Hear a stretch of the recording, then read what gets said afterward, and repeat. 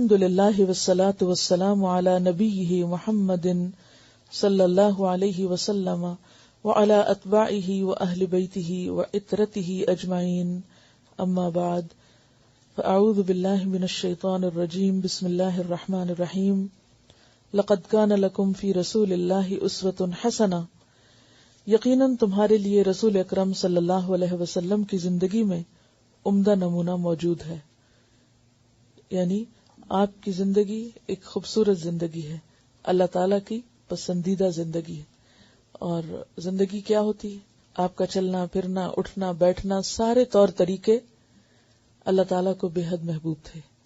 تو جو شخص یہ چاہتا ہو کہ وہ بھی اللہ کا محبوب بن جائے، اللہ تعالیٰ اس سے محبت کرے، تو اسے چاہیے کہ پھر وہ اللہ کے محبوب جیسا بننے کی کوشش کرے، آپ کی سنتوں کی پیروی کرے۔ اور سنتوں کی پیروی کرنا دراصل زندگی میں عملی تبدیلی لانا ہے۔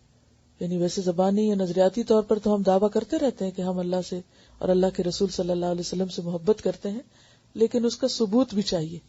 ہر محبت ثبوت چاہتی ہے نا، پروف چاہتی ہے۔ تو وہ پروف کیا ہے؟ آپ صلی اللہ علیہ وسلم کے طریقے کو اختیار کرنا، کیونکہ قرآن پاک میں اللہ تعالیٰ فرماتے ہیں قُلْ إِن كُنتُمْ تُحِبُّونَ اللَّهَ فَاتَّبِعُونِي يُحْبِبْكُمُ اللَّهُ، کہہ دیجئے اگر تم اللہ سے محبت رکھتے ہو تو میرا اتباع کرو۔ یعنی ہر وہ شخص جو یہ دعویٰ کرتا ہے کہ وہ اللہ سے بہت محبت کرتا ہے، تو اس کے لیے لازم ہے کہ وہ کیا کرے؟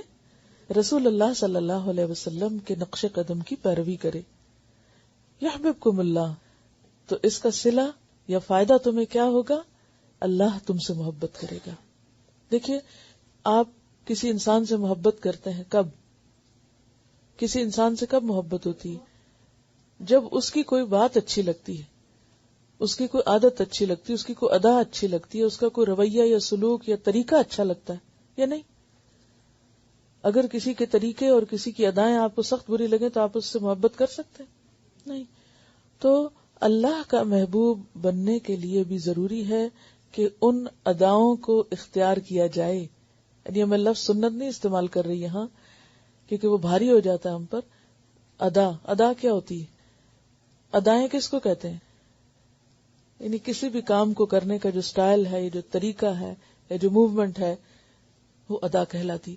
تو ہمیں اللہ تعالیٰ کا محبوب بننے کے لیے اللہ کے محبوب کی اداؤں کو اپنی ادائیں بنانے کی ضرورت ہے، ان اداؤں کو اختیار کرنے کی ضرورت ہے، کیونکہ انہی اداؤں کی وجہ سے رسول اللہ صلی اللہ علیہ وسلم اللہ کے محبوب تھے۔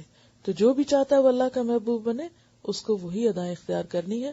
اور پھر وہی بات کہ قل ان صلاتی و نسکی و محیایا و مماتی۔ محیایا کیا ہے؟ آغاز زندگی ہے، اور مماتی کیا ہے؟ یعنی اختتام زندگی ہے۔